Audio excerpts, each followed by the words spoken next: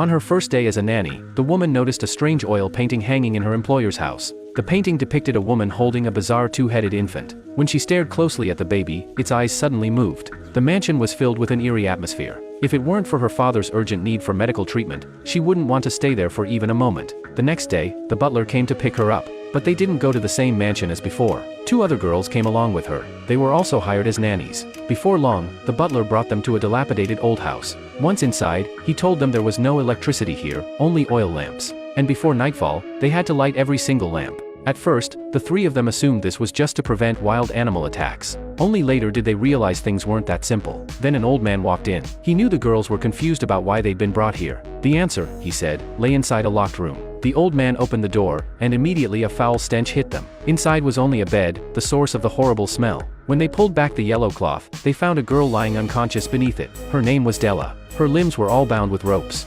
According to the old man, Della had died under unjust circumstances, and an evil spirit had gradually taken form inside her body. Lily and the others were tasked with bathing Della's body every day to ensure the evil spirit wouldn't escape and harm anyone. But this had to be done before dark. And while bathing her, they had to play a recorded videotape to soothe the spirit. It sounded simple enough. But when Tina was bathing her, Della suddenly lost control and bit down hard on Tina's hand. The sight sent chills down Lily and the other girls' spines. They grabbed their belongings and tried to leave. They refused to stay any longer. But before they got far, they suddenly felt dizzy and collapsed. When they woke up, they were back in the small house. The old man told them that everyone here had been chosen. No one could leave until they completed the task. They would have to stay for 4 more days. After that, they could leave safely. Hearing this, the 3 had no choice but to continue. After dinner, as Lily passed by that room, she heard Della's voice coming from inside. She moved closer and saw a figure moving around. But Della's feet were tied up. Who could be walking in there? Curious, Lily peered through the crack in the door, but there was nothing inside. Perhaps it was just her imagination.